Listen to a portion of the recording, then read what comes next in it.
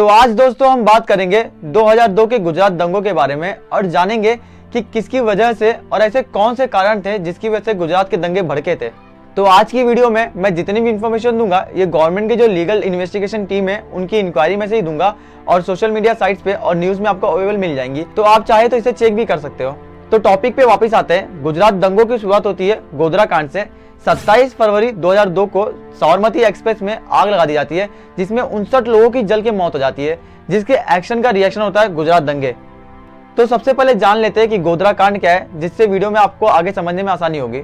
तो चलिए हम शुरुआत से शुरुआत करते हैं। 6 दिसंबर 1992 को बाबरी मस्जिद गिरा दी जाती है, जिस बात को लेकर 10 साल हो गए थे और राम मंदिर और बाबरी मस्जिद के विवाद को लेकर देश के हिंदू संगठन और मुस्लिम संगठन कहीं न कहीं जुड़े हुए थे। विश्व हिंदू परिषद ने यानी वीएचपी के लोगों ने अयोध्या में 100 दिनों की पूर्ण आहुति वाला एक यज्ञ करवाया गया, जिसके अंदर देश भर के श्रद्धालु शामिल हुए। देश भर से लोग आने लगे यज्ञ में शामिल होने के लिए और इन लोगों को कर सेवक कहा गया। इन लोगों को आप राम भक्त भी कह सकते हो। कर सेवक का मतलब होता है जो अपनी इच्छा से सेवा करे। तो देश भर से कर सेवक इस यज्ञ में शामिल होने के लिए आ रहे थे और वैसे ही कर सेवकों को अहमदाबाद से 22 फरवरी को अयोध्या जाना होता है और 25 फरवरी को जब संपूर्ण यज्ञ खत्म हो गया उसके बाद देश भर से आए हुए जो कर सेवक थे अपने अपने घर को निकलने लगे।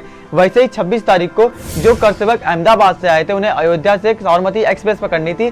साबरमती ट्रेन की कैपेसिटी 1100 तक की थी, लेकिन उस दिन 2000 लोग उस ट्रेन के अंदर थे। कुछ लोग खड़े होकर भी गए थे और उन 2000 लोगों में 1700 कर सेवक थे उस ट्रेन के अंदर। सारे कर सेवक एक ही जगह से थे, इसलिए सब लोग एक साथ यज्ञ खत्म करके घर की ओर जा रहे थे और कहा जाता है कि सबसे ज्यादा कर सेवक S5 और S6 के अंदर थे। और उस दिन जो भी हुआ S5 और S6 के अंदर वही गुजरात दंगों के पीछे का कारण बनता है। और मैं बता दूं कि जितनी भी कमेटियां बैठी इस चीज को इन्वेस्टिगेट करने के लिए वो कहीं ना कहीं S5 और S6 के अंदर जो उस दिन हुआ था वो आज तक पता नहीं लगा पाई।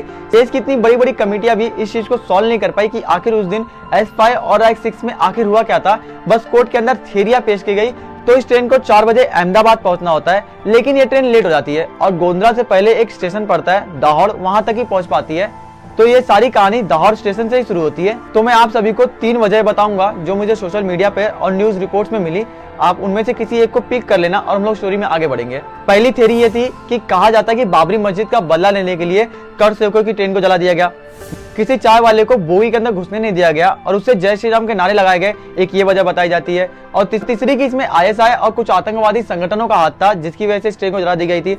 यही 3 थियरी आपको सोशल मीडिया और न्यूज में मिल जाएगी। आप इनमें से किसी को पिक कर लीजिए और स्टोरी में हम लोग आगे चलते हैं। गाड़ी के गोंधरा स्टेशन से निकलते ही थोड़ी ही दूर पे 2000 लोगों की भीड़ ने गाड़ी को रोककर उस पर पथराव किया और S6 बोगी में आग लगा दी, जिसकी वजह से 59 लोगों की मौत हो गई, जिसमें से 22 मेल, 27 फीमेल और 10 बच्चे थे। और यही पब्लिक के आक्रोश के पीछे की वजह थी, क्योंकि 59 लोगों की मौत के बाद गोंधरा गवर्नमेंट को ये बॉडीज को गवर्नमेंट हॉस्पिटल में जमा करना था पोस्टमार्टम के लिए, या तो ज्यादा से ज्यादा उनकी फैमिली को दे देना था। लेकिन वीएचपी के लोग, विश्व हिंदू परिषद के जो लोग थे, उन्होंने कहा कि ये कर सेवक है तो इनकी बॉडी हमें दे दो, और गोंधरा गवर्नमेंट ने उनकी बॉडी को वीएचपी के लोगों को दे भी दिया, जो सबसे बड़ी गलती थी। और विश्व हिंदू परिषद के लोगों ने ये सारी बॉडीज को ओपन वैन में रखकर ऑन रोड अहमदाबाद तक लेके गए अपने ऑफिस तक और बॉडीज को 16 सिविल हॉस्पिटल में जमा कर दिया, जिससे रास्ते में आते समय नारे भी लगने लगे और पब्लिक ये देखकर बहुत ही गुस्सा हो गई थी। और 16 सिविल हॉस्पिटल के बाद धीरे धीरे कर कई हिंदू संगठन के लोग जमा होने लगे, जिसमें RSS और बजरंग दल के लोग भी शामिल थे। और पब्लिक की इतनी बड़ी भीड़ जमा हो गई थी कि गुजरात के अंदर धीरे धीरे करके दंगे भड़कने लगे। और दंगों के बढ़ने के पीछे एक बड़ी रीजन थी मीडिया उस समय, क्योंकि उस समय मीडिया पे उतना कंट्रोल नहीं था, जिसकी वजह से जो मीडिया के लोग थे वो मोमेडियंस एरिया में जाकर, जहाँ पर मुसलमान लोग रहते हैं, वहां पे जाके लाइव रिपोर्टिंग करने लगे कि यहाँ पर सैन्य बल नहीं है, यहाँ पे लोगों को सुरक्षा नहीं दिया रही है। जिसकी वजह से जो बजरंग दल और RSS के लोग थे, हिंदुत्ववादी जो दंगा कर रहे थे, उन लोगों ने मीडिया रिपोर्ट्स को फॉलो किया और वो वहां पर चले गए जहां पर पहले से कोई पुलिस वाले नहीं थे और दंगे भड़कने लगे तेजी से। और धीरे धीरे करके गुजरात के सारे बड़े बड़े इलाके, अहमदाबाद, सूरत, बड़ौदा, वापी, सब जगह पे दंगे बढ़ने लगे। 3 दिन तक लगातार ये दंगे चले, जिसमें 790 मुस्लिम्स और 254 हिंदूज की मौत हुई।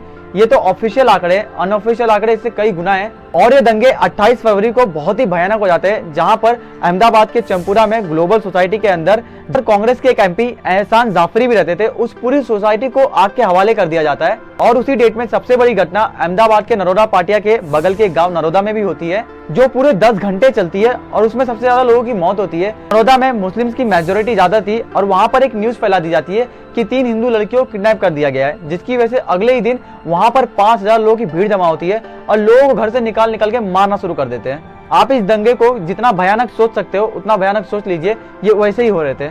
और ये ऐसा लग रहा था कि सारे दंगे भड़के नहीं रहे, भड़काए जा रहे। ये एक प्लानिंग का हिस्सा है जिसमें 97 लोगों की मौत हो जाती है उस दिन। और अब बात करते हैं इन दंगों के पीछे कौन था और किसकी मास्टर प्लानिंग थी।